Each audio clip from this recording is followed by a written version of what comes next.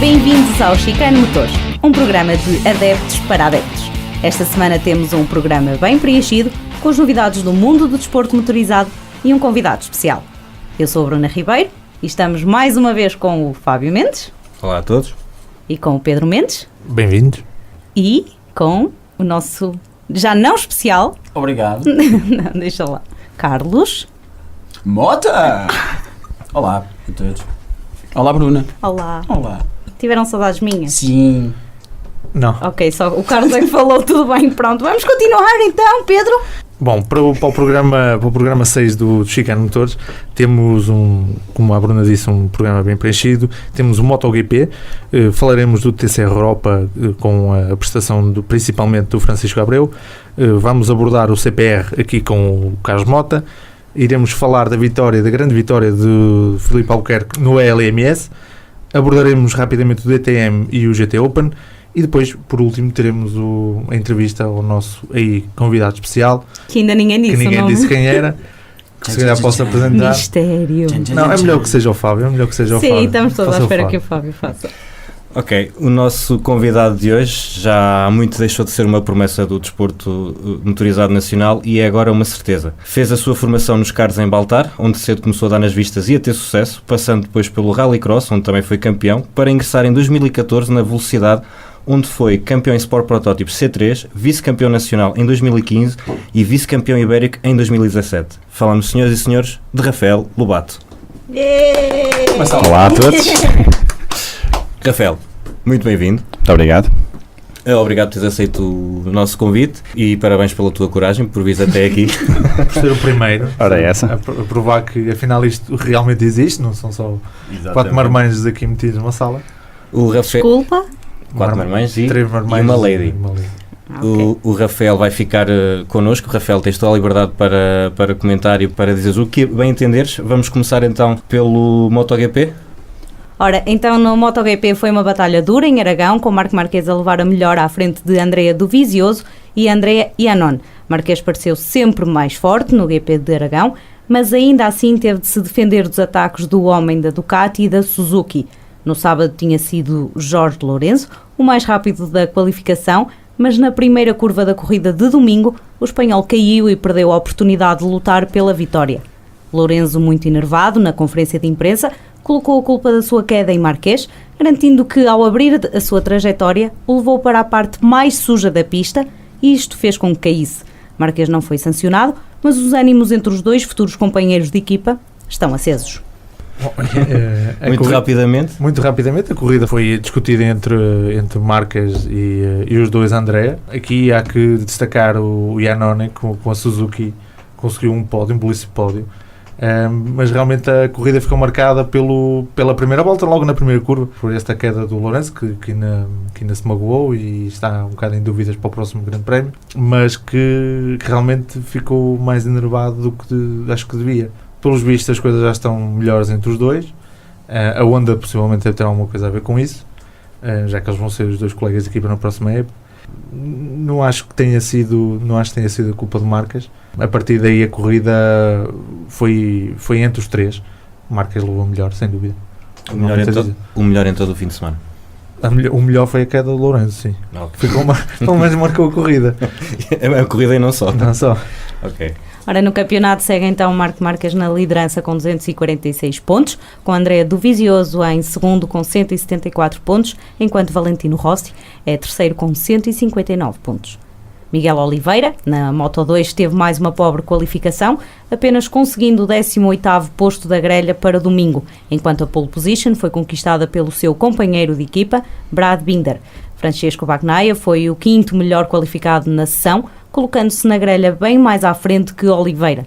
Na corrida, Miguel Oliveira conseguiu mais uma excelente recuperação, terminando na 7ª posição, mas o seu mais direto rival no campeonato, Bagnaia, terminou em segundo, atrás de Binder. Oliveira tem agora 19 pontos de desvantagem no campeonato, quando faltam 5 provas para o final da temporada. Brad Binder conseguiu a sua primeira pole da época, que capitalizou na segunda vitória do ano. Bom, aqui resta salientar que desta vez se calhar não se pode só culpar a moto do Miguel Oliveira, porque o Brad Binder, que é o colega de equipa, tem a mesma moto, embora como é óbvio, tem um tratamento diferente, mas conseguiu a pole. Foi a primeira, é certo, garante o seu terceiro lugar na classificação geral, e isto leva a que o diretor da KTM venha ter dito, depois da corrida, que a vida do Oliveira assim, para ganhar o campeonato, vai ser complicado. E já mandou algumas farpas ao português a dizer que ele tem que melhorar, e que este 18º lugar na qualificação de sábado tornou a vida dele desnecessariamente difícil. E isto, para mim, quer-me dizer que o Oliveira tem que começar a fazer um bocadinho melhor do que tem. Ele próprio disse que tinha que mudar o estilo de pilotagem a certa altura do fim de semana. Lá está, não sou um perito, mas parece-me que deixar para as últimas voltas possíveis na qualificação, tentar fazer ali a melhor volta quando os outros já fizeram, se calhar não ajuda o Oliveira, porque há sempre pilotos a atrapalhar, não é? São vários pilotos a lutar pelo melhor tempo na mesma altura, e se calhar vai ter que alterar alguma coisa nisso.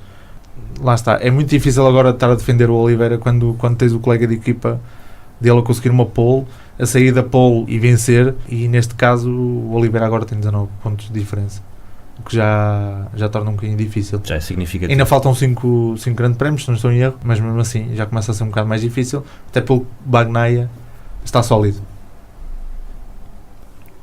Ora, vamos então passar para o TCR Europe em Monza, uma qualificação positiva para Francisco Abreu, que conquistou a pole position para a corrida 2, mas desde os treinos livres que o carro mais rápido no circuito de Monza mostrava ser o Audi RS3 LMS de Jean-Carl Vernet. O francês levou a melhor nas duas corridas e foi imparável para os restantes rivais. Ainda assim, Mikel Azcona ficou mais líder, já que Dani Nagy teve um fim de semana complicado, envolvido em incidentes em ambas as corridas, e Dusan Borkovic foi desqualificado e foram-lhe retirados os 10 pontos que tinha conquistado. Estes eram os principais rivais pelo título, mas Azcona tem agora que se defender de Jean-Carl Vernet, que parece ser o mais forte nesta fase final da temporada. Se na corrida 1, Francisco Abreu viu-se rodeado por um mar de lutas bastante duras e que originaram a entrada quase consecutiva do safety car, onde o piloto nacional conseguiu aguentar o 14º lugar na corrida 2, foi duramente penalizado por um toque em Le Seine. O piloto foi ultrapassado por Jean-Carl Vernet nas voltas iniciais e caiu para o meio do pelotão devido a alguns toques de outros pilotos. O português conseguiu recuperar até ao 5º posto, mas foi penalizado com um stop and go que nos parece algo exagerado. Isto tem o nome TCR Europe, mas se fosse Destruction Derby não lhe ficava nada mal. Não. Isto é realmente a canela até o nariz. Vou falar um pouco da situação de Francisco Abreu, que me parece que levou porrada de um lado e do outro sem necessidade nenhuma. O campeonato está a atingir níveis de agressividade que, quanto a mim, me parecem algo exagerados. Ok, estamos a falar de turismos. Ok, é um campeonato em que os toques são até algo, digamos... normais? Sim, mas assim também não. O Abreu na corrida 2 foi claramente prejudicado e no meio de tanta cacetada e no meio de tantos toques, o único a ser penalizado foi ele. O que me parece claramente injusto. Ele já tinha sido prejudicado em Assen, na qualificação, volta outra vez a ser prejudicado. Não é estamos aqui a puxar pela conversa de somos pequeninos, somos portugueses, mas neste caso parece um bocado ser assim. Não, até porque se pegarmos noutro exemplo, logo na primeira ronda do TCR Europe em Paul Ricard, o Mora também saía de uma posição bastante forte para poder atingir um pódio logo no início da temporada e foi prejudicado por um toque na traseira. Sim, e nada foi sancionado. Exatamente. São vários os casos em que para alguns pilotos é aplicada a régua na mão, ou seja, penalizações duras, e noutros casos nada acontece. O Borkovic já é useiro-vezeiro em safar-se de situações desse género, enquanto que há outros pilotos que parecem que estão mais sujeitos às penalizações. Há alguns pilotos, eu acho que não quero apontar o dedo, mas ali na Targa tem ali dois pilotos que são bastante fortes nos turismos, nessa questão dos turismos, que é o Borkovic e o Barre. Sim, e o Potti também já mostrou que a nível de toques também gosta daquilo. Mesmo o próprio Azcona, na segunda corrida, quando o Abreu foi ultrapassado pelo Potti, o Mikel Azcona também lhe deu um toque valente. Sim, e tirando o Abreu para fora de pista. Exatamente. E não lhe aconteceu nada. Na secção das lesmas. Nas lesmas, sim. E não lhe aconteceu nada. E a partir daí foi o descalabro, quase daquela volta foi o descalabro para o Abreu.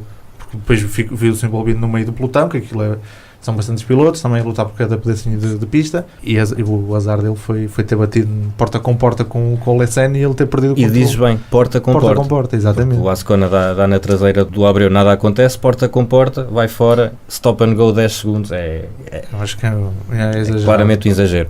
Tivemos depois também as cenas pouco dignificantes de Borkovic no final da corrida, o homem a mostrar que Conor McGregor também tem lugar no TCR Europe. Lá está, se fôssemos a ver isto pela parte da luta livre ou do boxe, Muito bom, era um muito gesto bom. técnico perfeito. Acho que aquela direita, Sim, não Está em sei, forma. eu não aprecio muito o boxe, mas eu acho que foi bem foi muito bem colocado. Qual Mayweather? Mas a nível de automobilismo, aquilo Zerinho. nada.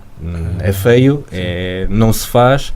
Para um candidato ao título, ainda pior. E para um piloto como o Borkovic, que já tem nome na praça e que já tem. E que esteve falado para ir para o WTCR, claramente que não Esteve no WTCC. Só saiu da Honda porque não cabia dentro do carro. Não sei se vocês se lembram 2 disso. metros A sério? Ficava. Aquilo tinham que cortar o. 2 metros e 8. Tinha que ficar atrás do. Tinha que ficar sentado atrás. E não podia. Dizia ele que terminava provas com dores no corpo, Sim. insuportáveis mesmo. Aquilo era horrível. Acredito que sim. Teve lugar depois no International Series. A partir daí, agora conseguiu até uma equipa bastante boa, que é a Target. E lá está, um candidato ao título. Mas realmente estragou aqui um bocado a pintura. Mikel Ascona segue na frente do campeonato com 164 pontos, seguido de Vernet com 145 pontos e Dusan Borkovic com 134 pontos. E o mecânico do outro piloto ficou com 2 pontos. Rafa, não sei se viste as corridas, se queres fazer algum comentário àquilo que viste, se é que viste? Assim, não consegui ver a corrida toda ainda, que não tive a oportunidade, mas fui vendo alguns bons bocados. Tenho de salientar a parte da porrada. Parece que em Monza os níveis de cacete foram bastante elevados, em muitos casos demais até, e também tem essa parte das penalizações que calharam só para o meu companheiro no Nacional, o Francisco Abreu. Acho que ao ele ter sido penalizado, mais gente devia ter sido. Sim. O critério devia ser igual para todos, mas vê-se que o TCR Europa, se estivesse um bocadinho menos agressivo, está um campeonato espetacular com muitos pilotos a lutar pela vitória. Mas também concordas então que a nível de agressividade está exagerado e tem-se refletido ao longo da época toda? Exatamente, sim, da mesma opinião. Diz-me uma coisa, Rafa, tu que conheces o Francisco Abreu, achas que o stop and go é uma penalização exagerada para aquilo que aconteceu? Sim, porque vendo o toque que houve, o contacto que houve foi mesmo porta com porta. O caso que resultou no incidente nas barreiras foi mais pela zona e da velocidade que estava na curva, porque se fosse numa zona mais lenta, se fosse, por exemplo, na primeira chicane, os carros ficariam na mesma em pista, não haveria qualquer consequência. Ali, por ser uma zona rápida, é que o carro foi completamente projetado para as barreiras e daí ter resultado o stop and go, mas acho que também foi um bocado exagerado. Em relação a... Já disseste que consideras que é um campeonato interessante, com um bom nível. Achas que, apesar destes toques todos, ainda há muita gente interessada a ir para lá, ou isto pode levar pessoas a pensar em outras paragens? Não, acho que o campeonato continua com bastante interesse em o fazer. Obviamente que as corridas de turismos têm mais contacto que qualquer outro tipo de campeonatos. Este está um bocadinho, esta última em Monza esteve com bastante contacto, mas é uma questão de sair mais 2 ou 3 penalizações umas penalizações certas para certos pilotos que a coisa acalma e fica um campeonato, obviamente com contacto, mas contacto correto, digamos assim. Já só outra questão também, aproveitando que já pilotaste o Audi e agora pilotas o Peugeot, o Francisco Abreu foi muito facilmente ultrapassado na reta da meta pelo Vernet com o Audi. É normal. O Peugeot tem alguma necessidade ainda de evoluir um bocadinho, não é? Sim, o Peugeot só está praticamente este ano no ativo. O Audi já teve o ano passado e a Audi tem muitos mais carros atualmente a correr do que a Peugeot. A Peugeot tem basicamente 6 carros a competir e a Audi terá mais. No caso da Hyundai já anda com cerca de 40. Pois. Portanto, só a nível de telemetria que a Hyundai, por exemplo, recebe, por cada fim de semana recebe quase 40 telemetrias, a Peugeot recebe 6. Portanto, só Sim. por aí consegue-se tirar algumas... Mesmo no TCR Europa, o Berricher fez sempre companhia até agora ao Abreu, e neste caso o único Peugeot no pelotão era do Abreu. Exatamente. Mas, comparando agora o Audi com o Peugeot, o Audi, o facto de ser 3 volumes ajuda em velocidade de ponta. O ano passado no campeonato português nós não notávamos praticamente nada a diferença de ponta de uns carros para os outros, mas era mais devido ao BOP. Obviamente que o facto de percentagem de motor e alturas varia completamente de corrida para corrida. Ou seja, agora em Monza o Audi estava com uma velocidade de ponta gigante, que a ultrapassagem foi muito fácil. Sim, isso já tinha acontecido também no sábado, na corrida anterior, a outros pilotos. Portanto, agora se houver agora um ajuste de BOP, se a corrida fosse novamente em Monza, certamente que o Audi já não teria essa facilidade. Já que pegaste nessa questão do BOP, o Abreu foi com 80 kg, se não estou em erro. Não é algo exagerado. Ainda por cima para o único Peugeot que estava em causa. Assim, eles têm uma fórmula Sim. para calcular essa parte do BOP. Obviamente que quantos mais carros de cada modelo houver, melhor, porque fica mais justo para esse modelo. Quantos menos carros forem, eles não conseguem tirar praticamente dados para pôr na fórmula, e obviamente castiga quem está mais sozinho, mas é o que há. Rafa, tu já pilotaste um Cupra, agora é um Cupra, já pilotaste um Audi, já pilotaste um Peugeot. Tens muita experiência neste tipo de carros. Qual é aquele que te parece nesta altura ser o melhor compromisso? O Ascona é líder com o Cupra. Qual é aquele que parece o melhor compromisso? Se é que é possível fazer essa extrapolação? Neste momento, se eu fosse livre de escolher o carro para competir, era o Hyundai. Apesar de já estar mais equilibrado o campeonato, mas o Hyundai parece ser aquele carro que tem o melhor chassi, mudanças de direção e mesmo em curva consegue ser aparentemente o carro que melhor foi feito para isso mesmo. Se não houvesse BOP, certamente ia ser o pelotão Hyundai. Toda a gente ia de Hyundai. Com o BOP fica mais fácil poder optar por outros modelos, mas ainda assim acho que estará entre o Hyundai e o Audi.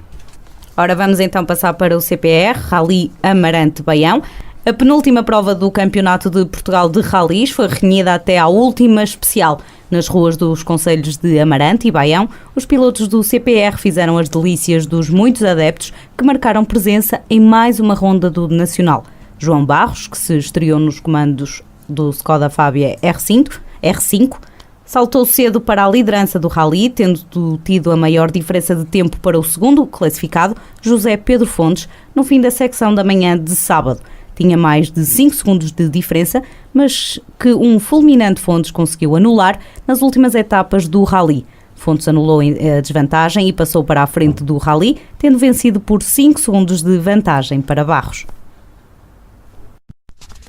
É muito bom depois de tudo que passamos. Há um ano estava muletas de colete. Queria dedicar esta vitória à Inês e a toda a equipa e a toda a gente que me tem ajudado para ultrapassar a fase mais difícil que tive e dar os parabéns ao João e ao António, que fizeram um rally fantástico. Qualquer um de dois era um justo vencedor. Armindo Araújo terminou em terceiro, tendo também ele recuperado a posição a Ricardo Teodósio e continua a ser o líder do campeonato quando falta apenas o Rally do Algarve, que se realizará em novembro. A prova fizemos dentro de um razoável, contudo acaba por ser positivo também. Nós saímos daqui na liderança do campeonato, estamos com uma boa posição para lutar pela vitória no Algarve em termos de campeonato. Nós ontem e hoje de manhã realmente não tivemos o carro com as especificações mais corretas. Hoje, à hora do almoço, conseguimos fazer algumas alterações interessantes que nos permitiu atacar e logo passar para a frente do Teodósio. Portanto, foi um bom trabalho da minha equipa que me permitiu ficar com mais pontos que o Teodósio, que era o mais importante neste momento. Okay, muito obrigado. Bom, a parte da tarde não foi bem como nós queríamos. Todos os nossos adversários atacaram bastante forte. Nós também apanhamos uns quantos sustos pelo caminho, tanto num troço como no outro. Não deu para conseguir aguentar o andamento do Armin. Estávamos a discutir o terceiro lugar. E pronto, agora ficamos em quarto. Acho que matematicamente ainda temos hipóteses de ser campeões lá embaixo no Algarve, mas para isso temos que beneficiar da distância do Armin. Mas pronto, isto as corridas são mesmo assim, né? Interessa que a gente estamos aqui todos. Terminamos, está tudo direitinho, não houve acidente, não houve nada. Depois foi uma guerra muito engraçada entre o Zé e o Barros. O Zé levou vantagem, mas pronto, estão todos de parabéns. O Zé, o Barros, o Armin, estamos todos de parabéns por ter chegado ao fim. A fechar o top 5 do Rally Nortenho ficou Miguel Barbosa em Skoda Fábia R5. Nas duas rodas motrizes, Bernardo Souza, que veio dar andamento ao seu Peugeot 208 R2, venceu, mas Daniel Nunes está a poucos pontos de carimbar o título nessa categoria. Vítor Pascoal venceu nos RGT, Ricardo Matos na Taça FPAC, Luís Delgado no Campeonato Regional Norte de Rallys, sagrando-se campeão, José Veiga na Copa 1600 e Filipe Leite no Challenge 1000. Rally de Amarante foi a primeira prova, acho que fizeram regressar os rallies de asfalto nesta fase agora da época. Amarante escolheu troços de asfalto, não sei se vocês também ouviram por lá qualquer coisa que se fala que para o ano poderá ser terra. Achei uma prova interessante, os troços são muito bem escolhidos, troços bonitos, rápidos, aliás basta ver as médias de velocidade são altíssimas. Foi uma luta a dois pela vitória, claramente, e aí dou muito mérito ao João Barros, a estrear um carro novo, consegue andar durante 9 troços na frente e deu espetáculo. O José Pedro Fontes teve mesmo que puxar das patentes de muita experiência e de um grande piloto que o é, para ir buscar o Barros, e aliás só foi buscar já na nona especial, que foi tudo mesmo ali no braço. Foram 5 segundos de diferença, uma vantagem mínima, pequena, e que o mínimo erro poder dar a vitória para um ou para o outro, até o último troço. Foi ali uma luta renhida, até porque o Armindo também vinha ali numa luta mais de controlar o Teodósio, claramente, na luta pelo título. Forçou pouco ao ponto de tentar chegar à frente, claramente, e achei que ele controlou ali o Teodósio e ali no último dia conseguiu ganhar ali uma margenzinha, geriu e fez ele muito bem, porque tem assim portas abertas para chegar ao título nacional no ano em que ele regressa depois de uma longa paragem, após o Mundial, e nada melhor do que regressar sendo campeão nacional, que tem tudo agora para concretizar. Em 10 segundos os teus destaques? Apesar do Fontes ganhar, eu dou o destaque principal ao Barros, que é um piloto, digamos, a part-time, e chega lá e faz uma prova espetacular, e com um carro novo, com pouca rodagem para ele, e dou-lhe grande mérito. O Fontes, numa grande luta, uma grande vitória, e o Armindo Araújo, que sai com o título nacional, não garantido, mas em muito boa posição para conquistar. Ok, obrigado Carlos. Armindo Araújo segue na frente do campeonato com 139,26 pontos, seguido de Ricardo Teodósio com 112,85 pontos e José Pedro Fontes a fechar o pódio com 110,58 pontos. Nós estivemos presentes no Rally Amarante Baião e para mim, pessoalmente, foi o primeiro contacto que eu tive com os pilotos do Nacional de Rallys. Devo dizer que fiquei agradavelmente surpreendido. Isso é mentira, porque já estiveste com o José Pedro Fonte. Certo, mas não no contexto. Não no contexto, exatamente. Obrigado, Pedro, por me deixares a introdução. É chato. Os destaques que eu vou referir daquilo que nós notamos in loco foi que Barros realmente estava muito contente com aquilo que estava a fazer. Ele admitiu que precisava de mais testes com o carro, ele não estava à vontade com o carro, especialmente na parte das travagens, onde ele dizia que achava que podia buscar mais, mas como tinha sido um teste corrido que não se sentia à vontade para arriscar um bocadinho mais. Sim, que até na parte final do rally, pelo que percebi, os troços eram mais sinuosos e que beneficiava o José Pedro Fontes, que tinha mais experiência nesse. Curvas muito fechadas, de se trocar muita caixa, travão de mão e tudo isso. Não é que o Barros não tivesse experiência, mas com aquele carro. Mas há quem diga também que o fator idade também começa a pesar e que um rally daqueles é exigente, as temperaturas eram altas e acho que se calhar também se fez sentir um pouco o fator físico.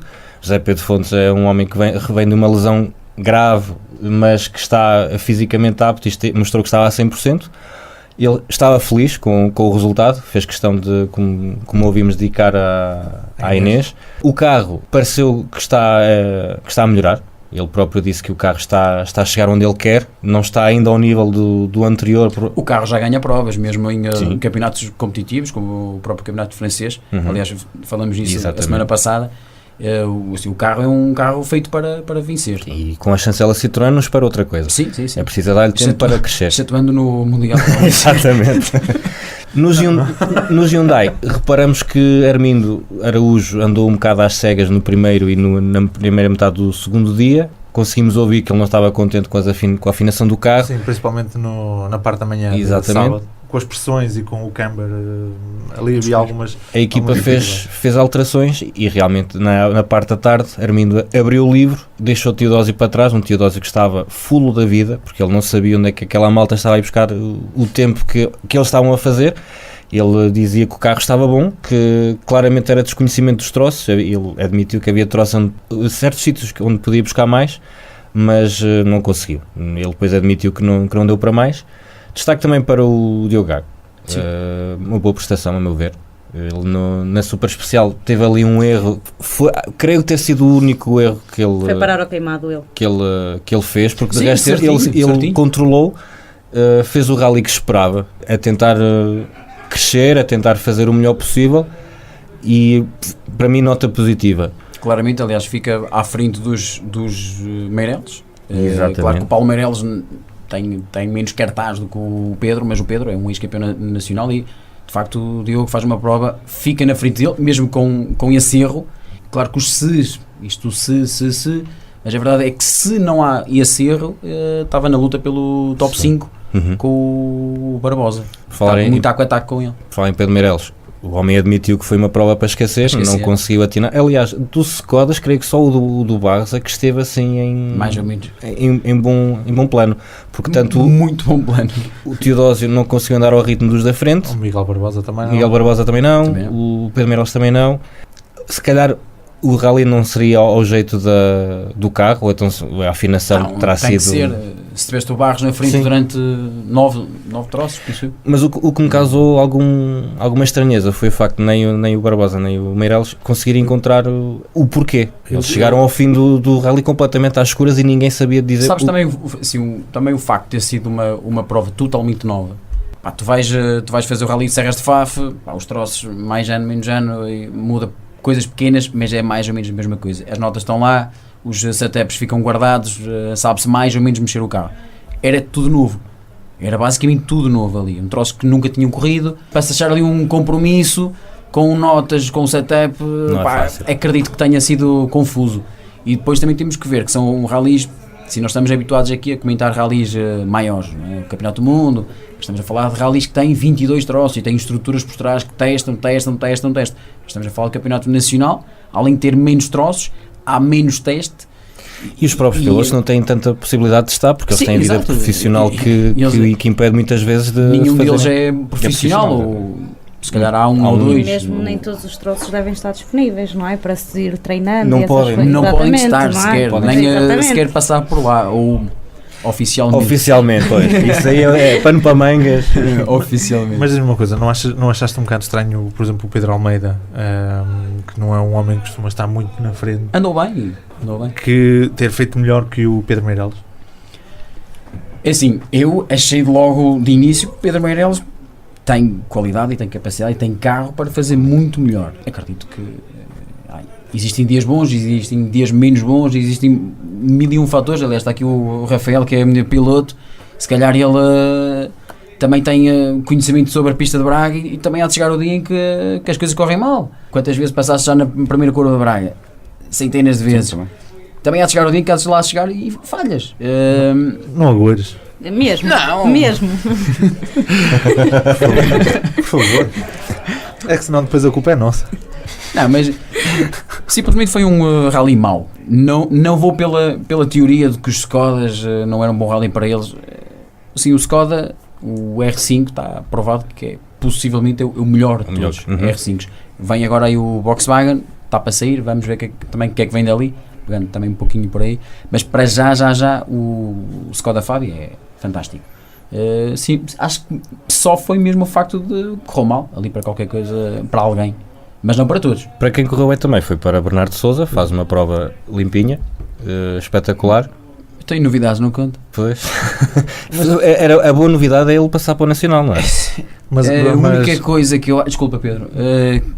Aquilo que eu acho que me deixa um pouquinho triste, um pouquinho chateado, é ver o Bernardo Sousa a correr de R2 em 2018, Campeonato Nacional. Ele diz que não se importa. Mas aqui a questão foi... Eu também não me importava de lá andar. Agora, nós estamos a falar de Bernardo Sousa, que andou já no WRC, já fez o Rally em Portugal com o WRC. Captou, mas andou. O que ele nos contou, pelo menos a parte da manhã, foi que aquilo era só mesmo para mostrar que o carro serve perfeitamente e que a equipa é suficientemente boa para estar, principalmente nos rallies dos Açores, não é? Que é onde ele prefere que a equipa se concentre. Aqui o que me espanta é porque ele tinha pelo menos de manhã a mim, disse-me que isto tinha sido difícil acompanhar, e já estava à frente, acompanhar os outros duas rodas motrizes com um turbo, porque o dele não tem, e que estava ali um bocado, às vezes tornava-se difícil. Depois no final do dia chegou à frente. E com alguma facilidade. Achas que poderíamos ver o Bernardo Sousa mais vezes no Campeonato Nacional? É difícil. Difícil, aliás. Vejo o Armindo correr, acho que já é uma sorte. Esse eu também me ponho um pouquinho do lado de lá. Tu, quando chegas a um nível muito bom e corres nos melhores campeonatos do mundo, não é fácil voltares para baixo. Penso eu que não há de ser fácil voltares. Tipo, estás no Mundial, passado 3 anos estás a correr o nosso campeonato nacional. Sabe a pouco. Quando tu ainda nem sequer provaste lá fora que pode ser realmente bom. Quer dizer, tu estás lá, mas se não provaste que pode ser bom lá fora, vais voltar para cá outra vez? Já não vais voltar para fora.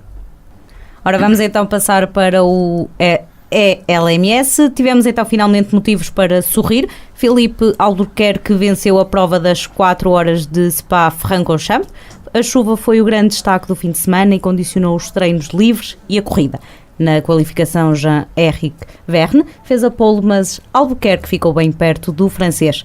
Mas na corrida a sorte finalmente sorriu ao piloto de Coimbra e à sua equipa. O seu colega de equipa, Phil Hansen, começou a prova, mas deu-se mal com as condições da pista e a equipa trocou os pilotos na primeira paragem nas boxes. A partir daí, Albuquerque aproveitou as paragens dos adversários para chegar à liderança na corrida, de onde nunca mais saiu. A corrida foi interrompida há pouco mais de 2 horas do fim e a vitória ficou assim para o carro 22 da United Autosport. Filipe Albuquerque conquistou assim a primeira vitória do ano. Uma pessoa quer sempre ganhar as corridas, mas eu acho que o que fez a diferença deste foi exatamente analisarmos os nossos problemas, a nossa falta de competitividade deste ano, tem sido o ano todo, e analisarmos friamente e conseguirmos encontrar a solução e termos resultados tão próximos, tão rápido.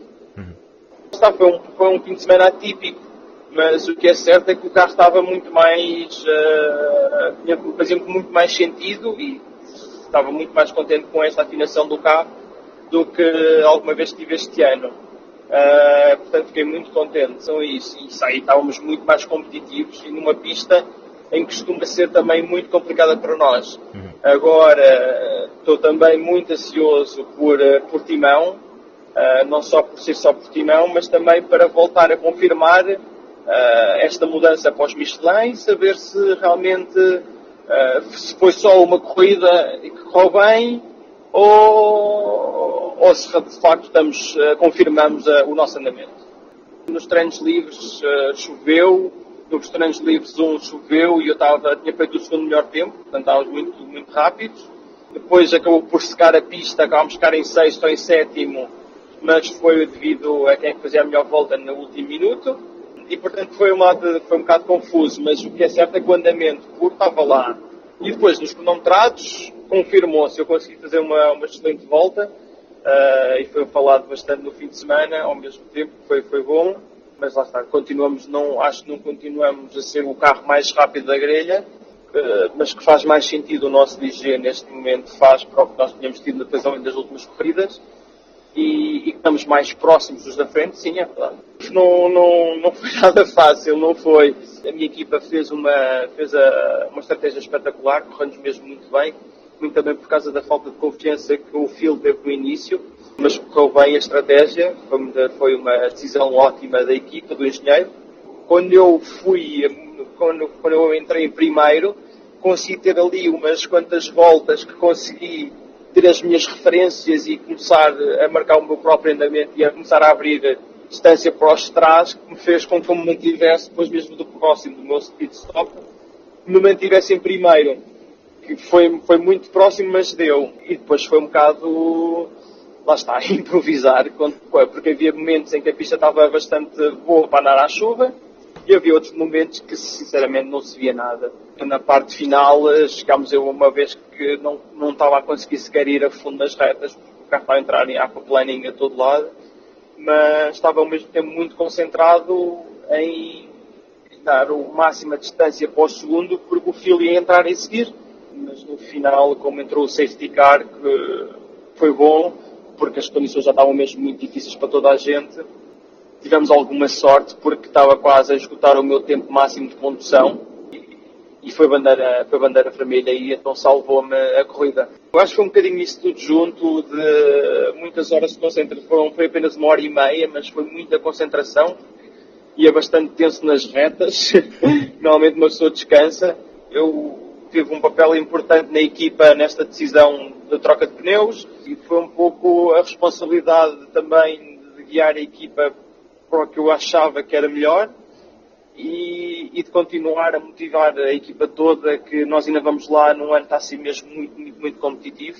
E portanto foi num final, depois de ter uma boa qualificação e depois a seco, mas depois chover, mas consegui na mesma concretizar a vitória, foi espetacular e a equipa merecia isso e ou seja, foi um pouco trabalho de equipa, tudo junto, e sentir esse alívio de ter dito vamos lá para a frente e motivar toda a gente e depois conseguimos lá chegar, foi muito, fico com muito orgulho. Eu acho que voltamos a ter vai voltar a ser um fim de semana difícil, porque principalmente a G-Drive tem um andamento muito acima do resto.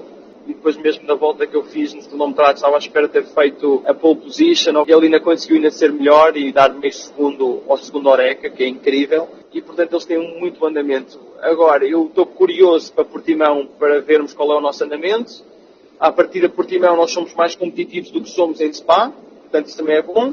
E é claro que quero quebrar esse enguiço como sempre, e no que for de mim ou da equipa não vai faltar nada, até porque este ano uma coisa que nós temos é que nós não temos nada a perder, nós vamos só para a vitória e acabou. Muito rapidamente, vitória merecida de Filipe Albuquerque, que trabalhou muito para que isto acontecesse. A equipa da United andou perdida este ano e não conseguia encontrar uma melhor afinação para o carro. Fizeram o teste com a Michelin, as coisas correram muito melhor. Filipe Albuquerque fez força para que houvesse este teste e esta troca. Os resultados estão à vista. Espera-se que em Portimão as coisas sejam um pouco diferentes, se não chover, porque a durabilidade dos pneus Michelin não é ainda a melhor, mas claramente que houve um aumento de performance e basta ver a volta de Filipe Albuquerque na qualificação para ver que há uma melhoria significativa. A chuva marcou de facto o fim de semana, foi a melhor estratégia que venceu. Phil Hansen começou mal, começou em segundo, já estava em quinto. À meia hora, no primeiro safety car, a United manda entrar o carro e mete Filipe Albuquerque em pista e depois a partir daí é o talento a falar mais alto. O homem aguentou-se no Alcatrão, não cometeu um erro, chegou à frente e a partir daí foi basicamente gerir em condições de pista muito difíceis. E parabéns ao Filipe Albuquerque, que fez uma excelente prova. Henrique Chaves não tocou na X este fim de semana. A qualificação foi o colega de equipa que fez e na corrida nem sequer chegou a entrar no carro. É daqueles fins de semana em que valia mais ter ficado cá. Qual é o nome do colega de equipa? Tereschenko. Bom. Desculpa lá. Ora, a G-Drive sagrou-se campeã do LMS. A equipa do carro 26, que tinha 3 vitórias seguidas, fez uma prova para esquecer, com muitos toques e uma penalização. Mas a atribuição de apenas metade dos pontos minimizou as perdas, o que permitiu à equipa festejar o título a uma prova do final. Portimão será palco da última prova do ano, no final de outubro. Passando então para o DTM, voltou a ser René Rast o destaque. O piloto da Audi venceu as 2 corridas na Áustria, conseguindo assim 4 vitórias consecutivas. A corrida 1 teve um momento polémico com a penalização de Juncadella no final da prova por uma ilegalidade no recomeço após a entrada do safety car. Paulo Di Resta é o líder do campeonato com 229 pontos, seguido de Gary Paffet com 224 e René Rast com 199 vai tentar o tudo por tudo na última corrida do ano em Hockenheim. Destaque para Sébastien Ogier, campeão dos rallies, que participou na prova e conseguiu um bom 12º lugar na primeira corrida, depois de largar do fundo da tabela, e um 17º na corrida 2. Ogier foi o wildcard da Mercedes para este fim de semana. A GT Open foi até Monza e as contas do título ficaram em aberto para a última prova do ano. A dupla André Sarabia e Fran Rueda venceu a corrida 1 e na corrida 2 foi Michael Mack e Alessandro Pierre Guidi. Para Lourenço Beirão da Veiga foi um fim de semana difícil, com problemas técnicos que o afetaram na primeira corrida. Na segunda fez uma excelente recuperação, até ao 8º posto, o melhor possível num fim de semana difícil. Miguel Ramos teve também um fim de semana duro, com uma saída de pista que provocou uma fissura numa das costelas. O português ainda assim foi à luta e conseguiu um 5º lugar na classe Pro-Am na corrida 1 e um 4º lugar na corrida 2, aumentando a vantagem para os adversários para 10 pontos, quando falta apenas uma prova para o final. Destaque para o grave acidente na corrida de Alan Allmeister, que fraturou as 2 pernas. Muito bem, vamos então agora ao que interessa. Vamos falar com o nosso convidado, Rafael Lobato. Isto é estratégia, deixar o melhor para o fim. É claramente estratégia. É para nos ouvirem até ao fim. Share. Exatamente. Só lembrar uma coisa, nós quando começamos isto do Chicane, passado um ano, estávamos a entrevistar um miúdo que se dizia que ia ser a nova estrela do automobilismo. Fizemos essa entrevista no GT Competition, não era? Exatamente. Sim, Salvadores. Lembro-me que o moço chegou lá de bicicleta, um pouco tímido, mas... Então ele nem sequer conduzia. Nem carta tinha. Ele pilotava, mas não conduzia. Muito tímido, mas com uma postura já muito madura. Naquela altura ficamos surpreendidos. E agora, passado 4 anos, não é? Estamos a falar com aquele que é um dos melhores pilotos a nível nacional.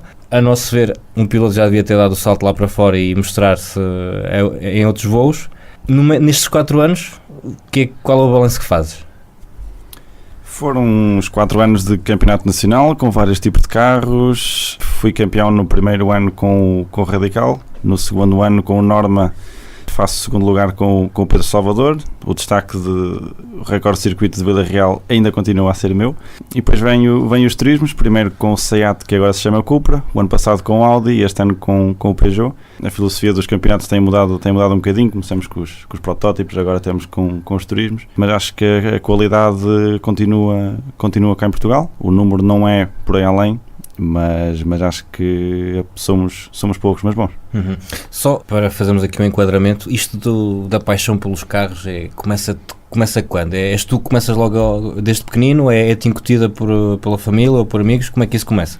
O gosto vem mesmo a nível pessoal. Tenho família que os meus tios já foram campeões nacionais na década de 70, mais ou menos, 70, 80. Também tenho os primos meus que ainda correm nos Legends, mas o experimentar o gosto inicial foi mesmo meu.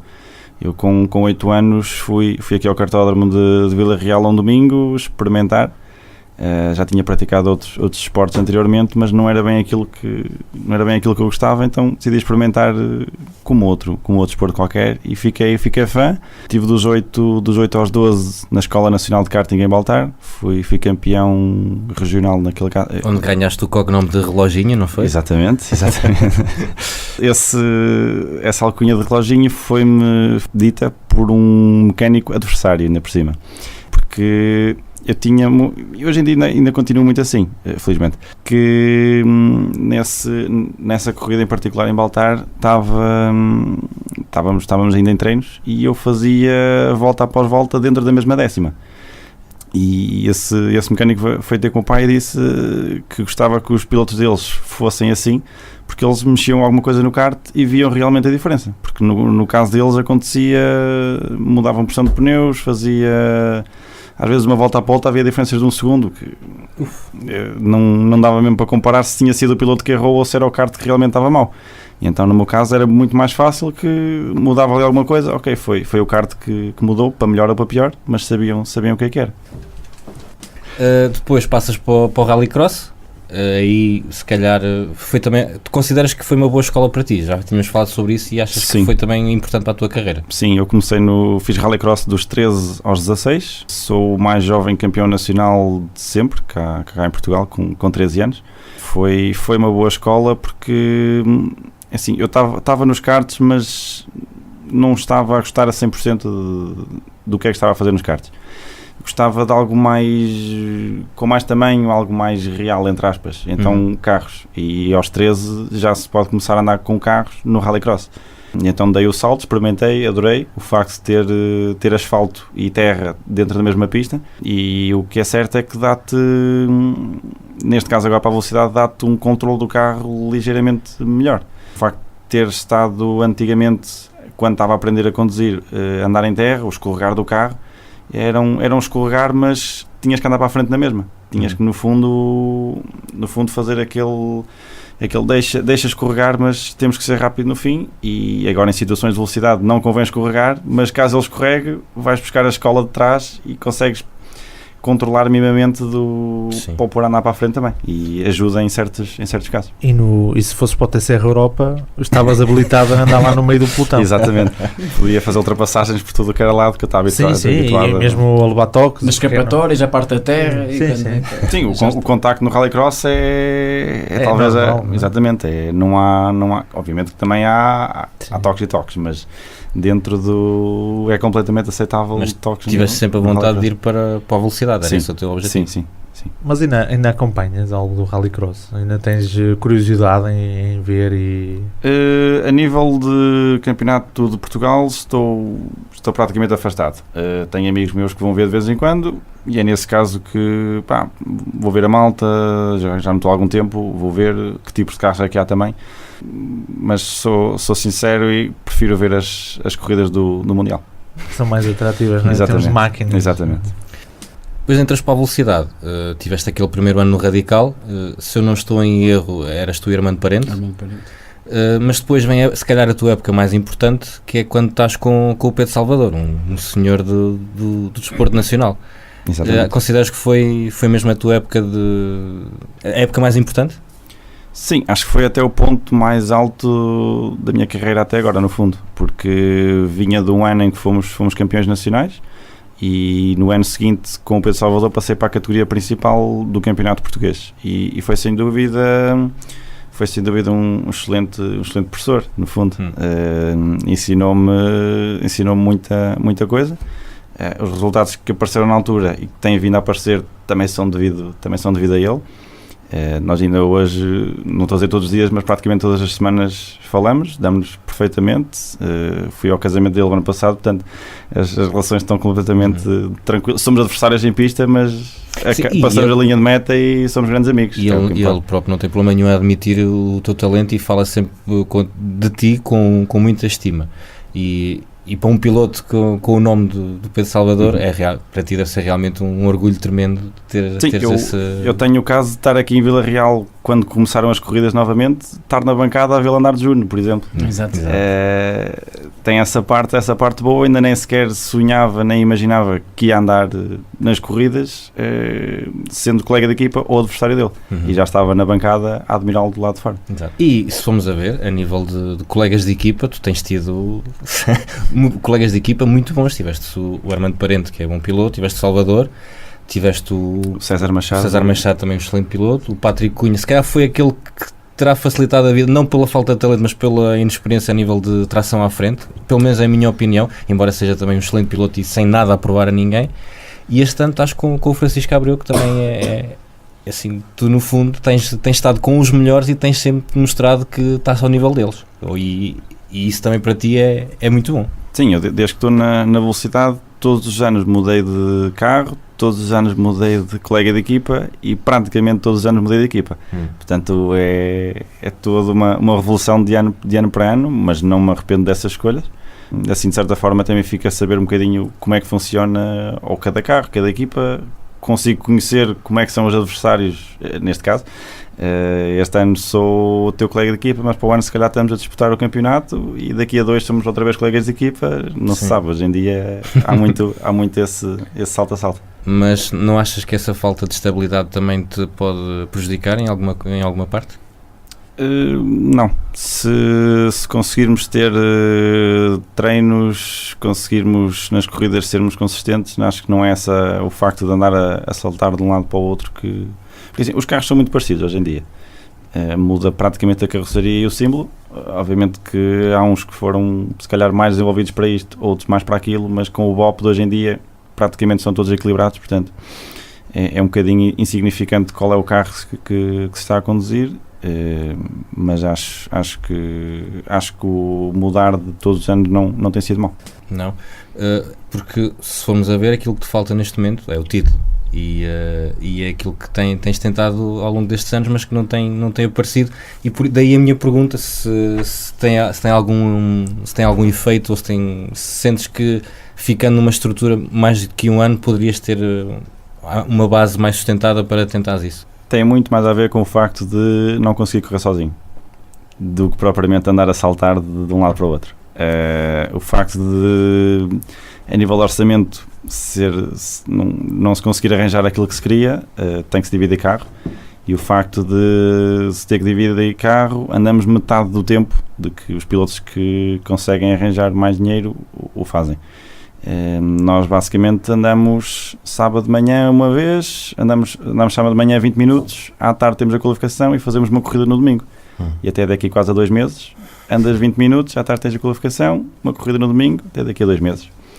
E no fundo tem sido, estes últimos 3, 4 anos tem sido isso. Ou seja, falta quilómetros, falta rodagem em cada carro, não propriamente o facto de andar a saltar de um para o outro. Por acaso há pouco tempo falei com o César Machado acerca disso e ele também, como é óbvio, toda a gente acha que tem a mesma opinião que tu. O que ele me explicou, pelo menos para ele, o melhor até de andar sozinho é que tem mais confiança. Achas que é também isso? Sim. Chegas lá e não conheces tão bem o carro. É mais o facto de podermos experimentar as coisas à nossa maneira.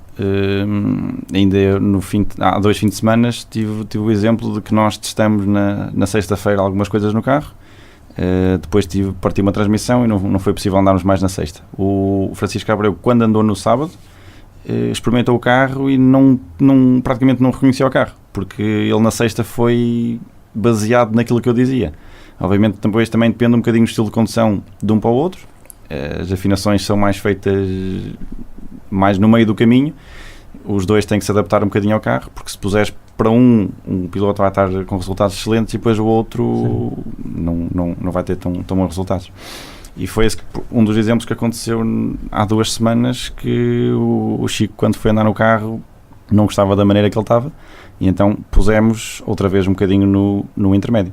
Mas o facto de se andar sozinho, e o César Machado também a última corrida em Itália, o José Rodrigues não conseguiu ir à corrida e ele andou sozinho e até ganhou a corrida. Esse facto de não conseguires andar sozinho no fim de 3 anos não te deixa um bocado frustrado? Porque obviamente que está claro que queres ser piloto, queres fazer disto de vida, e se calhar para ti começa-se a tornar um pouco difícil estar constantemente nesta situação, ou encaras isto de forma normal e é mais um desafio que tens que superar?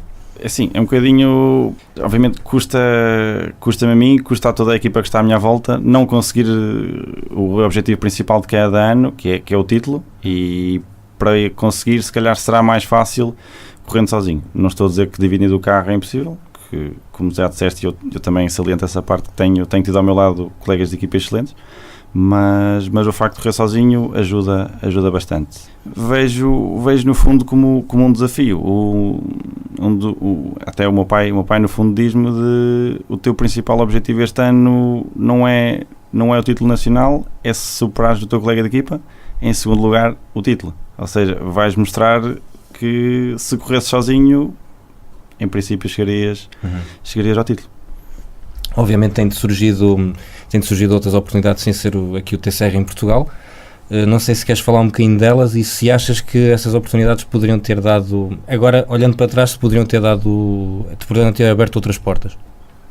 Eu já recebi alguns convites para correr lá fora, para fazer testes lá fora, com vários tipos e variadas equipas, mas ou não foram aceites ou tentamos arranjar maneira de concretizar essas ações, mas praticamente nenhuma delas foi para a frente devido a orçamentos.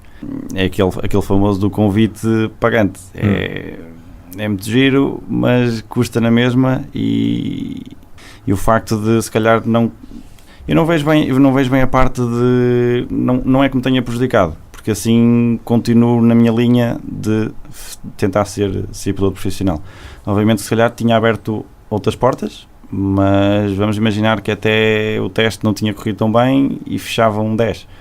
Podia abrir umas, mas também podia ter fechado 10. E no fundo, se calhar é preferível passo a passo ir tentando construir uma coisa mais sólida e, caso algo corra mal, tenha uma saída para manter no nível em que estava, do que se calhar dar 3 passos à frente e pronto, e fica por ali. Só para concretizarmos, e acho que podemos falar disso, tiveste um convite para testar ou para fazer uma corrida no LMP2, certo? Certo. E na altura referiste que a nível de orçamento era incomportável. Era para fazer as 4 horas do Estoril. Na altura, obviamente, e aceito isso obviamente sem problema nenhum, e eu também o admiro, o cartaz principal ia ser o Filipe Albuquerque, e eu serviria como um segundo cartaz, sem problema nenhum, e obviamente nada importado. Exatamente. Até podia ser 3º ou 4º, desde que lá estivesse, sem problema nenhum. Mas pronto, surgiu esse convite, mas fizemos força para que fosse para a frente. Reunimos com os nossos patrocinadores que nos apoiavam para o Campeonato Nacional, com outras empresas para fazer exclusiva aquela prova, mas não conseguimos reunir essas condições. Assim como para este ano também surgiu a parte do convite para fazer cá em Vila Real a prova do Campeonato do Mundo, o WTCR. Que também não se proporcionou por causa do mesmo problema. Exatamente, eu havia dois lugares, eu era um dos 2 lugares que estavam lá, andei à procura de... mas nem sequer perto do orçamento que eles podiam conseguir, portanto disse que não, e arranjaram outras alternativas. Sim, tu és um piloto com boa presença nas redes sociais, és jovem, a nível de marketing, se calhar és tudo aquilo que uma marca jovem precisa, e mesmo assim não estás a conseguir arranjar esse tipo de apoios. Deve ser lixado, o termo é mesmo esse, não conseguires isso. É lixado, mas temos que encarar isso de forma positiva. Aqueles que nos apoiam estão cá, e felizmente a maior parte já tem vindo a acompanhar durante vários anos, e também já associam bastante o piloto Rafael Lobato com 3 ou 4 patrocinadores. E isso é bom, de certa forma conseguimos dar o retorno e a expectativa de que, conforme nos apoiam, damos aquele retorno, até mais neste caso, mas pronto, damos o retorno que está acordado. Portanto, isso é bom para nós saber que aqueles que temos são bons. Obviamente queremos mais, mas temos que evoluir para conseguir chegar a esse mais. Achas que o panorama da velocidade em Portugal também te prejudica um pouco? Não vejo o panorama, não é propriamente o problema, entre aspas, do panorama nacional, é mais o problema, uma coisa que se chama futebol, porque futebol arranjam muito dinheiro sem problema nenhum.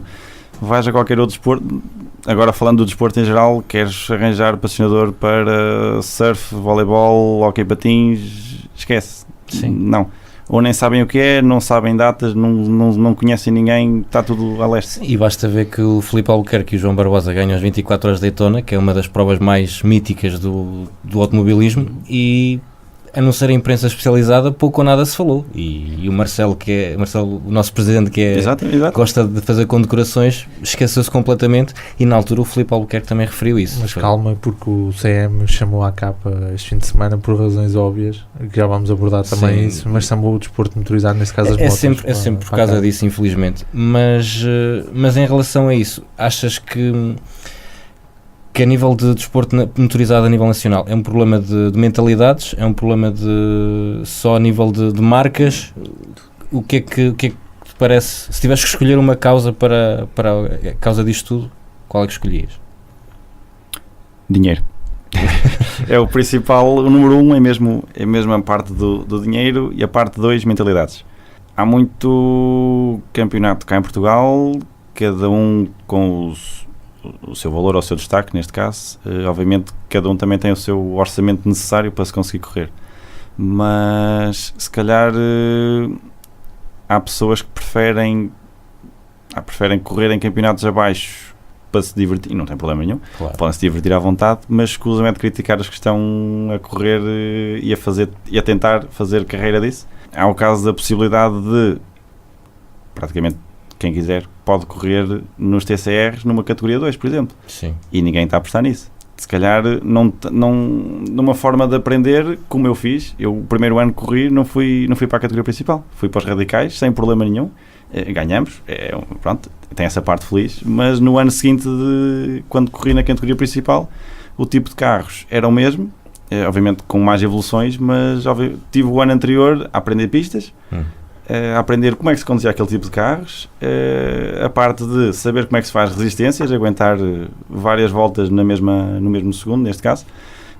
No ano seguinte foi fazer tudo de forma mais rápida, mas no fundo já estava mais mecanizado. E se calhar há pilotos cá em Portugal que estão a correr em categorias mais abaixo, gostavam de correr nos TCRs, mas mandam logo para o ar dizer que isso é muito caro, nem sequer vale a pena. Experimentem o TCR2. Sim. Na pista de Braga, pelo menos os primeiros TCRs, e comparando com os tempos de João Sousa, que é o único que lá anda, mas também anda bastante bem, em Braga as diferenças não são assim por aí além o tempo por volta, portanto, e os custos são bastante mais baixos. Sim. E até se sabe de campeonatos cá em Portugal, carros bastante mais lentos, que o preço é exatamente o mesmo do TCR2. Portanto, acho que o problema está mais se arranjam para fazer. É uma mentalidade não só de quem vê o desporto e de quem patrocina, mas também de quem anda lá dentro, não é? Exatamente, depois cada um escolhe qual é o projeto que quer apresentar ao patrocinador. O patrocinador olha para aquilo e pode gostar ou não, obviamente, claro.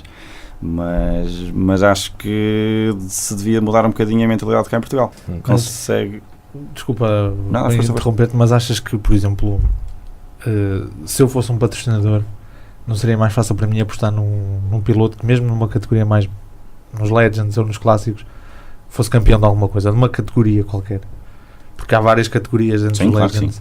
Depende também do tipo de patrocinador ou qual é o objetivo desse patrocínio. Há patrocinadores que não querem saber do resultado, podes fazer o último, desde que tenhas destaque, é perfeito para eles. Outros que preferem que andes na frente e que mostres, e se calhar a parte por trás disso não querem tanto saber dessa parte. Mas onde eu queria chegar era mesmo, não achas que nesses campeonatos existem bastantes categorias e que se lutam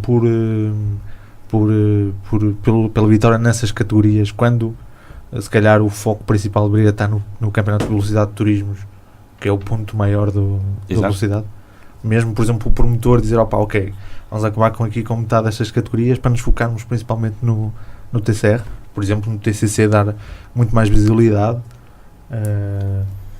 A visibilidade no TCC já foi prometida no ano passado, e este ano continuamos na mesma. Pois, mas não sei se percebes o que eu quero dizer, sim. Porque assim, tu vais aos Legends e existem, sei lá, 5 não, mas 3 ou 4 campeões nacionais. E é muito fácil eu chegar à beira de um patrocinador e dizer, olha, eu fui campeão nacional ano passado, e quando tu, por exemplo, se tu disseres, eu fiquei em segundo, porque sim, agora estás em segundo, não? Já o ano passado também ficaste em segundo, não é mais difícil porque os patrocinadores, como tu disseste, não estão a par do desporto motorizado e para eles é a mesma coisa. Para isso vou apostar num campeão. Temos esse lado da moeda que, sim, que é prejudicial para quem está, se calhar, lá em cima e não consegue ser campeão, ou no meu caso, não consegui ser campeão no último ano. Vais apresentar o projeto e se calhar pode haver um ou outro que prefira apostar mais baixo e ter o destaque desse piloto ser campeão. Mas aquela parte que eu estava a dizer de se ele arranjar 20, 30 mil euros para fazer os Legends ou clássicos ou assim, com esse dinheiro conseguia fazer TCR2, por exemplo, e tinha certamente mais destaque. Exato, é assim, porque tu podes ser campeão nacional de uma categoria qualquer de Legends, mas neste momento, quem pegar em 30 ou 40 mil euros, não sei valores, mas manda assim para o alto, arrisca-se a ser campeão nacional de TCC. Exatamente. E o que é que tem mais visibilidade? Tu seres campeão nacional de uma categoria qualquer, que nem vou sequer dizer nomes para não suscetir, para não ferir ninguém. O que é mais com mais visibilidade? Tu seres campeão nacional do TCC, que corre lado a lado com os do TCR, ou seres campeão nacional da categoria X no Legends? Eu acho que o TCC, ser campeão nacional do TCC, acho que tinha muito, e o próprio Rafael disse que o João Sousa conseguiu, pelo menos na primeira jornada, conseguiu fazer tempos por volta muito próximos e andou até em luta com um ou dois TCRs. Exatamente. Nós já há algum tempo que dizemos que os TCC são uma boa solução para o campeonato. É a pena não se apostar a sério nisso, quer da parte de pilotos que talvez tenham interesse e que por algum motivo não arriscam, quer também por parte do promotor que, por algum, não sei se por impossibilidade a nível financeiro, porque tudo custa dinheiro, ou se por outro motivo qualquer também não dá ajuda certa. Agora, Rafael, tu achas que, mas isto foi uma conversa que a gente teve até por Braga, achas que há pilotos que têm medo do confronto? De arriscarem um projeto TCR ou TCC por ter medo de chegar lá e perder? Porque são poucos e chegar lá e perder, é feio. São poucos, fica feio, não é? Porque um campeonato pequeno de 6, 7 carros e todos a 7 já ser simpático, chegar lá e perder. Não, mas há isso. Há pilotos que preferem ficar mais no modo confortável, andar. Não ir. Sim, ou nem sequer tentar subir. Ficam todos os anos, se calhar 10, 15 anos no mesmo campeonato, são campeões 10, 15 vezes, mas em nenhum ano querem ter a ambição de correr no campeonato principal. Já não digo, se calhar não conseguem o orçamento para o campeonato principal, mas correm junto dos carros principais, mas uma categoria abaixo. E com visibilidade muito maior. Claro. Já que estamos a falar do TCR, deixa-me perguntar-te uma coisa. O TCR é um dos campeonatos, nós também já falamos aqui nisto no programa. O conceito de TCR está em expansão, cada vez mais. Achas que é, neste momento, eu sei que, por exemplo, tu preferes os protótipos, os GTs, gostarias de, mas achas que os TCR realmente são mesmo a aposta certa? O facto de termos a categoria de TCR é uma categoria que está na moda e está diversificada por inúmeros países e tem-se a facilidade de que com o mesmo carro consegue-se correr em qualquer país praticamente, ou seja, isso é muito mais fácil para as equipas conseguirem amortizar o carro ao longo dos anos. Conseguem fazer o Campeonato de Portugal, Campeonato de Espanha, Campeonato de França, Campeonato de Itália com o mesmo carro, com vários pilotos, ou seja, conseguem amortizar muito mais fácil o carro, o que permite também em cada piloto pôr preços mais simpáticos. É o campeonato que mais na moda está e da minha parte acho que se realmente gostarem de turismos, obviamente há contacto, mas é um caminho a seguir. Estarias, não é contente ou deixar de estar contente, mas estarias disposto, por exemplo, a apostar num ibérico novamente? Numa competição ibérica, não se calhar nos mesmos moldes da tentativa do ano passado, mas num campeonato ibérico. Preferia mais além um bocadinho, mas obviamente se não der é preferível ibérico do que Portugal. Mas achas que funcionará? Pelos moldes que se viu o ano passado, os portugueses aderiram, estavam lá e ficaram até ao fim. A nível dos pilotos espanhóis, fizeram a primeira corrida, levaram um bocadinho nos olhos. Na segunda corrida já não apareceram todos, e à terceira, pronto, já 0 espanhóis. Não sei se o calendário se calhar também podia estar um bocadinho mais bem escalonado, porque nós tivemos praticamente as 3 primeiras rondas em Portugal, o que pode ter desmotivado também os pilotos espanhóis. E podíamos ter uma em Portugal-Espanha, sempre intercalado, que o facto de nós não conhecermos as pistas espanholas ia ser uma vantagem para eles, e nós conhecemos as portuguesas, é uma desvantagem para eles. Portanto, se calhar essa parte é melhorar nesse ponto para conseguir motivar ambas as partes. Mas um campeonato ibérico, acho que na minha opinião, se houver condições para isso, e tem que haver boas condições, era para apostar.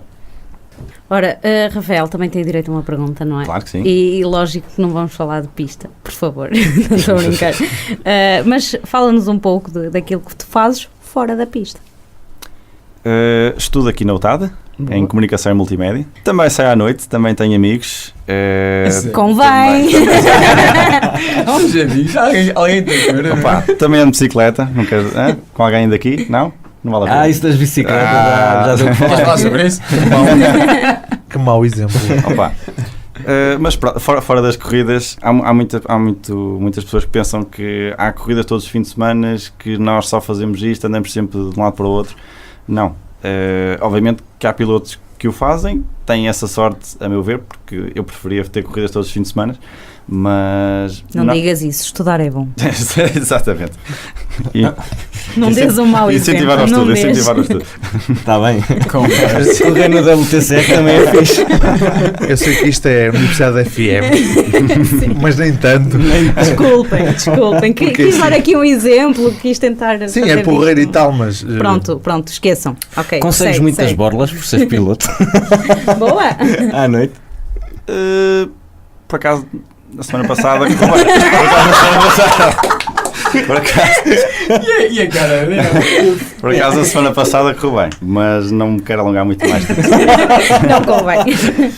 Se calhar então aquela pergunta que o Mota fazia há sempre... Há 4 anos. Que te apanhava, é melhor também não fazer. Não, mas eu vou-lhe fazer no passado 4 anos, vou-te perguntar de novo. E com os miúdos, como é que é ser piloto? Ainda sabes? Agora está restrito porque namora. Ok, está restrito. Esqueçam, público feminino, se algum ouvir. Não há certeza. E masculino são poucos. 4 ou 5. Namoro atualmente, mas... Atualmente. Sim. Carlos, não sejas assim. Pronto. Então quer dizer que se for, não é? Ou seja, isto ser piloto resulta. Exatamente. Tens um grupo de amigos assim bastante restrito que te acompanha bastante. Isso é importante para ti também, não é? Sim. Se não tiverem a oportunidade de ir ao circuito, durante o fim de semana, na semana anterior, estão constantemente a dar apoio, e essa parte uma pessoa obviamente que sente isso, e agradeço desde já também a eles essa força que me dão extra, obviamente. Todas as pessoas também que acompanham redes sociais hoje em dia também dão essa décima extra quando se está dentro do carro. Sim, e por falar em força, a tua família também é a parte importante neste projeto. Exatamente. Sim, tu falas que o teu pai, não é, te diz várias coisas, mas e a tua mãe, como é que ela viu o filho de 13 anos? Não viu? Pois, não eu acho que ela tapou os olhos e disse, pronto, não. Ela é tão rápido que ela nem o viu. também. A minha mãe tem um momento caricato aos 14 anos, que foi a única vez que eu captei. Pronto. Ela estava a filmar. Ok. A partir daí nunca mais filmou. Tentou deixar. Portanto, as imagens que aparecem praticamente, até, mesmo na velocidade, ainda surgem. Mas Rallycross e karts, todas as imagens que existem de fora, ou seja, vista de televisão, foi a minha mãe que as fez. Foi a minha mãe que fez essa parte. Atualmente na velocidade está um bocadinho mais fora, porque a pista e isso tudo é muito maior, é muito mais difícil conseguir isso. Agora está um bocadinho mais relacionado com o meu pai a captação de imagens, mas até há 3, 4 anos, ou seja, praticamente 10 anos de carreira, foi a minha mãe que fez a parte das imagens. E dizes bem, 10 anos de carreira, já não são 2 dias. Sim, atualmente até mais um bocadinho, mas 12, 13, sim.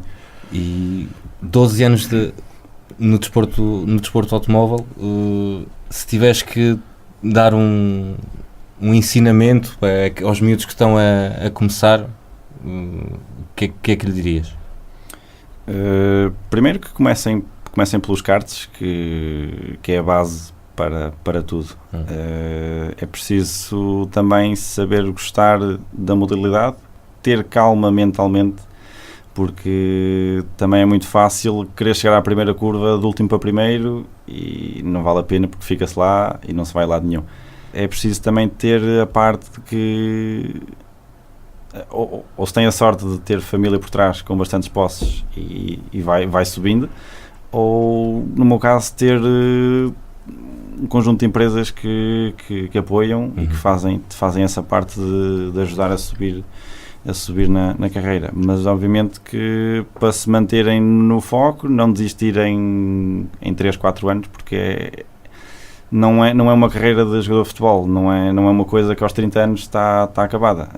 Há pilotos que até começam a carreira depois dos 30 anos. Temos o caso do Tarquini com 50, que é piloto profissional, ou seja, eu neste momento vou fazer 21, portanto, ainda tens muito quilómetro pela frente. Exatamente. É mais nessa perspectiva de que obviamente os anos vão passando, mas não há que desanimar. Exatamente, sempre manter a cabeça para cima, a cabeça erguida e o foco está lá. Tu neste momento estás a fazer, não estás a desanimar, embora queiras dar o salto para outros voos. 2019. Há novidades?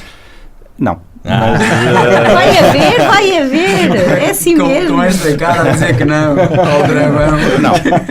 É Maldravão. Não, temos a parte de projeto, tentar lançar o projeto lá para fora, para quê? Ainda é cedo para se dizer, mas temos obviamente o objetivo de começar a correr lá fora.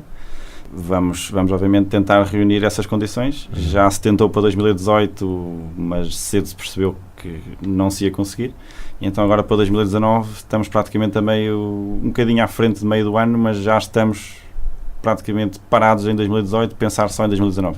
Estamos a tentar reunir ao máximo as condições para 2019 sair de Portugal, correr lá fora e começar a evoluir praticamente do zero lá fora para chegar onde quer. Praticamente do zero, se calhar então não vai ser TCRs. Pois é.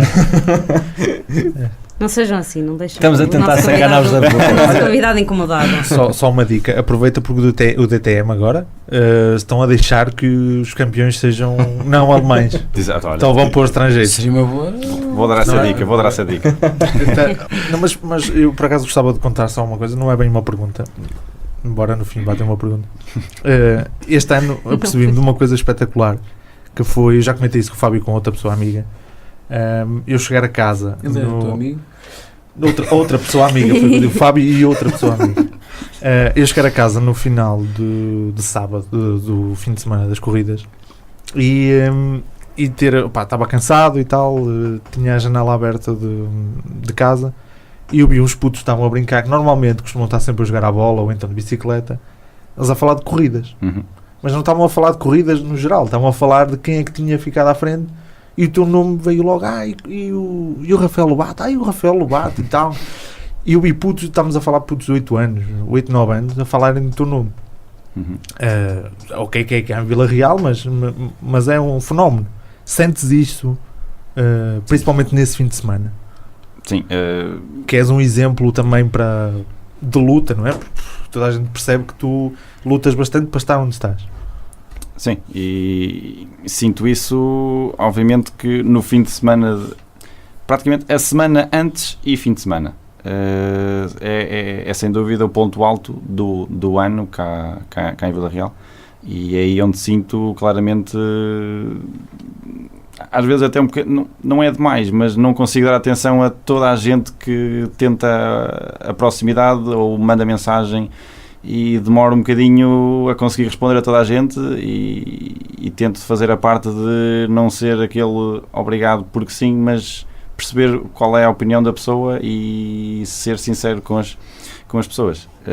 Obviamente sinto bastante mais durante esse tempo, mas durante o resto do ano sinto também bastante esse apoio.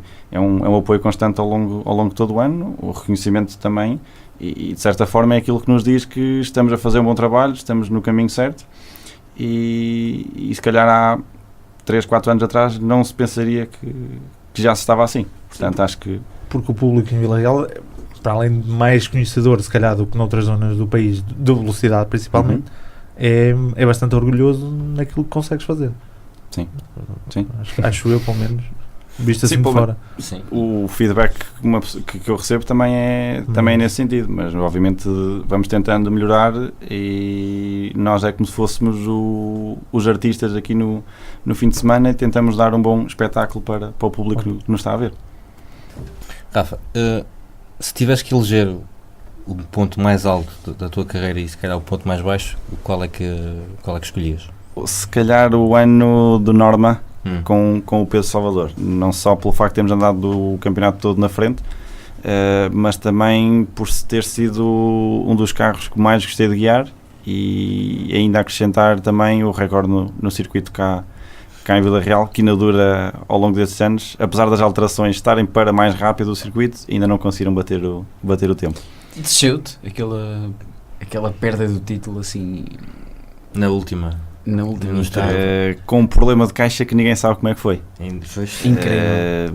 Nós estávamos... Consegues engolir ainda? Estávamos na frente, estava o Pedro Salvador no volante, fica encravado em quarta velocidade, se não estou em erro, entrar para a parabólica da reta do Estoril, fica encravado em quarta velocidade, entretanto entra o safety car, a velocidade geral baixa bastante e o carro vai várias vezes abaixo durante o safety car, porque ele não consegue engrenar outra. Entra para a box, paramos o carro, tiramos capô, desmontamos algumas peças que dava para desmontar, não se conseguiu meter nada, capô outra vez, foi numa de vai para a pista e tenta fazer qualquer coisa, e aquilo de um momento para o outro se desencrava e ficam a dar todas perfeitamente bem. Veio-se a descobrir durante a semana, quando tiraram tudo fora, que tinha sido uma peça de 2 euros dentro do motor que se tinha soltado. E pronto. Fim da história. O ponto mais baixo então se calhar até é esse. É a peça dos 2 euros. Não, por acaso não. É o último ano de Rallycross que eu fiz. Com o Citroën Saxo Kit Car, de que foi o pior ano para mim, porque não consegui arranjar o orçamento todo para fazer a época de Rallycross. Tinha orçamento para fazer, se não estou em erro, 3 fins de semana, mas por um lado veio a ser positivo porque acabei o ciclo de Rallycross e pensei logo em velocidade. Se calhar pode ter sido esse ponto negativo que me fez virar para onde estou agora. Sim, também mudar do rumo. Exatamente.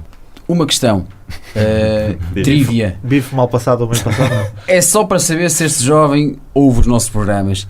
Sabes quem é o Konishi? Não. Apanhado. Não ouviu os nossos programas. Ainda por cima o destaque do Mota. Grande Mota. Que vai com ele de bicicleta.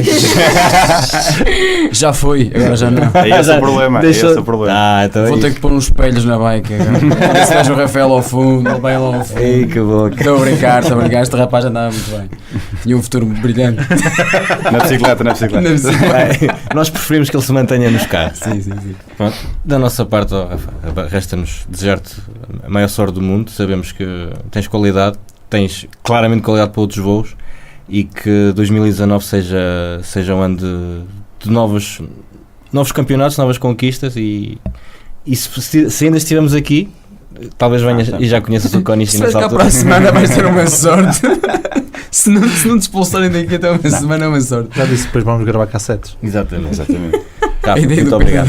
Obrigado eu pelo convite mais uma vez para vir fazer o programa com vocês. É sempre um gosto de estar cá, e malta descontraída sempre na boa, e também dá gosto de fazer esta parte de promoção para as corridas. Agradecer também aos patrocinadores que estão comigo ao longo destes anos, que também graças a eles é por isso que estou onde estou, e a todo o público em geral, família e amigos que apoiam durante o ano.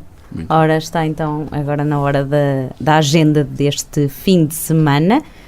Dia 28 de setembro temos a Rampa Sporting Clube Santa Cruzense a contar para o troféu regional de rampas AMAC. No dia 29 de setembro temos um dia preenchido com o Campeonato de Portugal de Karting no circuito de Palmela, o Rally Vila de Monchique para o Campeonato Sul de Rallys, o Rally Tábua para o Campeonato Centro de Rallys, Rampa de Boticas a contar para o Campeonato de Portugal de Montanha. Quanto ao dia 30 também temos um dia preenchido, temos o GP da Rússia em F1 em Sochi, WRX no Circuito das Américas, WTCR em Ningbo e Black Pine Endurance Series em Barcelona. Vamos então passar para o pódio deste fim de semana. Exatamente, vamos para o pódio, vamos escolher os melhores e os piores. Neste caso vamos fazer uma referência especial. Vamos começar então pelo terceiro lugar, que é de um alemão no DTM, René Rast. Por incrível que pareça. E isto está, rapidamente, eu acho que isto está a começar a ser feito para o René Rast ganhar. Não. Se ele ganhar aí é que eu começo a ficar... Não, para já o Paul di Resta está na frente, mas o René Rast já é a quarta vitória consecutiva. Sim. Em segundo lugar temos Filipe Albuquerque, já dissemos e já ouvimos do piloto, excelente prestação, um dos melhores pilotos do mundo em Endurance, a mostrar aquilo que é capaz de fazer, e esperamos vê-lo em grande forma em Portimão.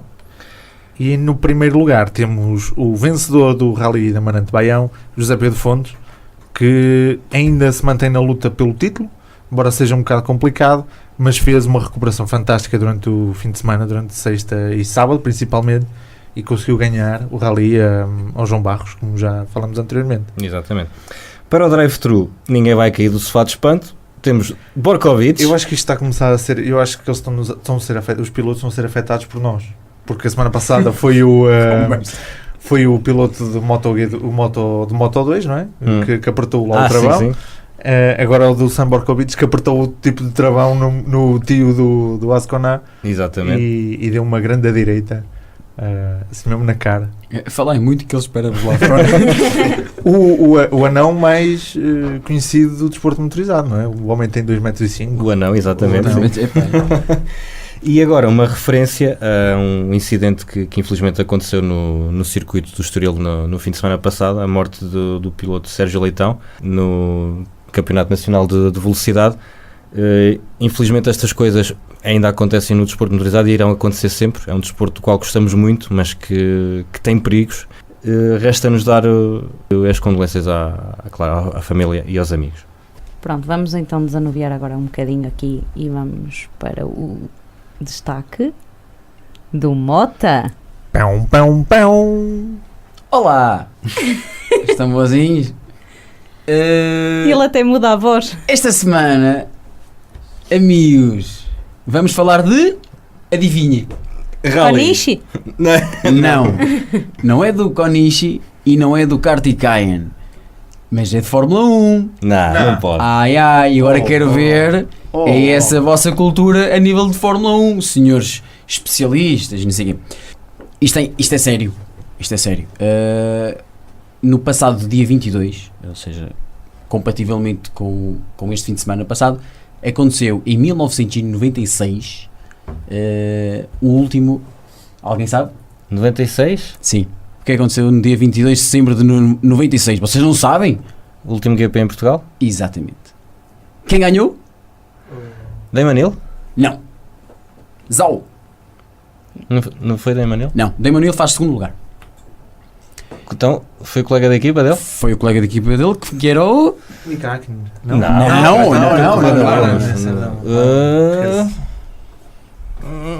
Essas cabecinhas careca. Ele recebe a carequinha. Em 1996, no dia 22 de setembro, realizou-se o último grande prémio de Fórmula 1 no Estoril. Foi vencido por Jacques Villeneuve. É isso. Em Williams Renault. Segundo lugar foi o Damon Hill.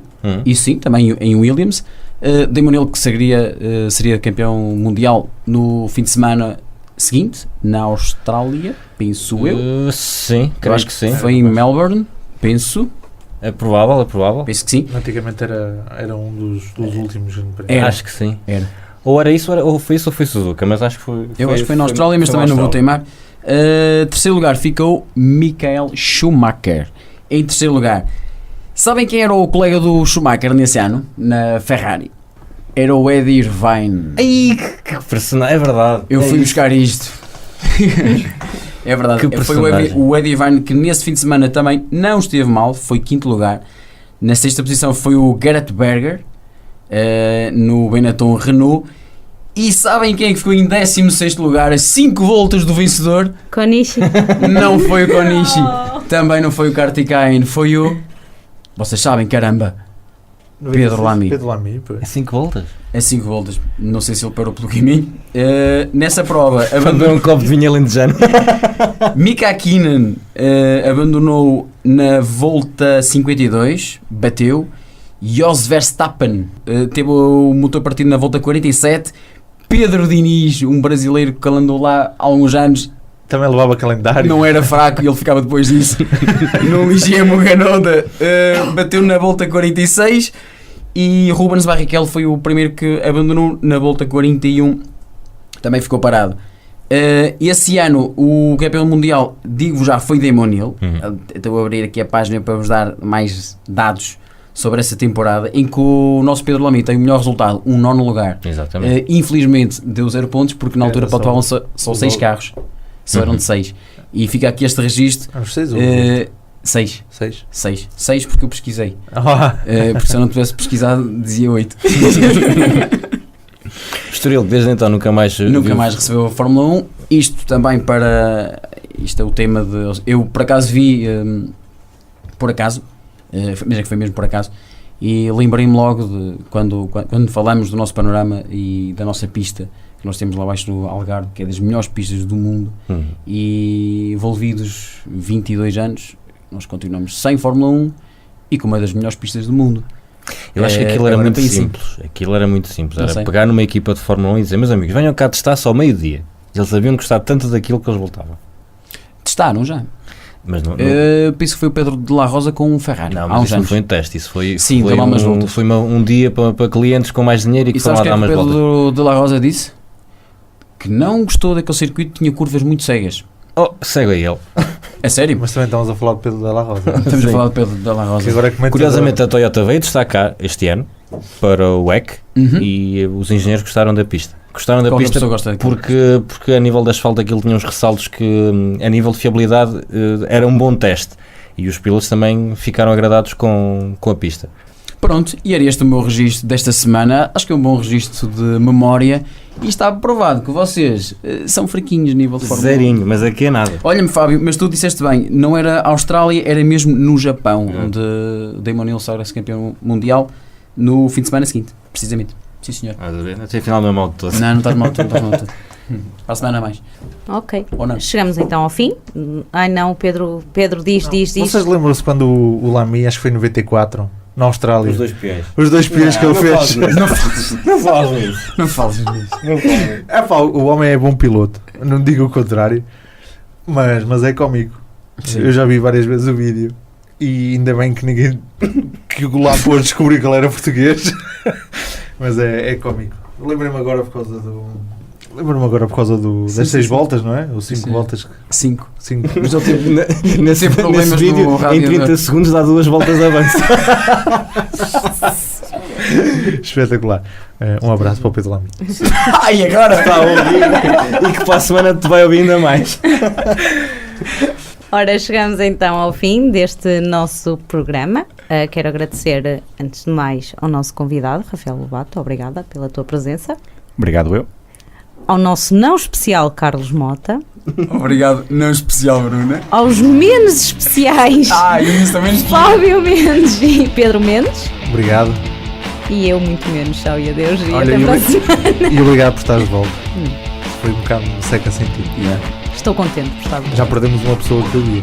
Já são só 4. Pronto, não se esqueçam de ouvir a repetição do programa às sextas-feiras a partir das 19 horas e o nosso podcast um bocadinho mais alargado a partir de quinta-feira em chicanotodos.com. É tentar. Tem que ser. Enquanto não fazemos as cassetes. Obrigada.